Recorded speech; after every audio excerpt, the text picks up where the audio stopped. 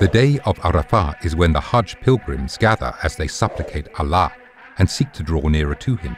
They come from different backgrounds and speak different languages, but they all listen to one sermon, the Arafah Sermon.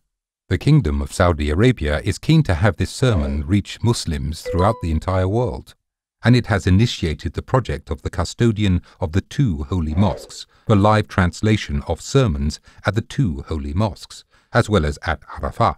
As part of that project, the GPH, General Presidency for Affairs of the Grand Mosque and the Prophet's Mosque, will be presenting a live broadcast at the Arafah Sermon translated into 10 languages. How to listen. 1. On the day of Arafah, prior to the beginning of the sermon, visit the Manarat al-Haramain digital platform at the following link. 2.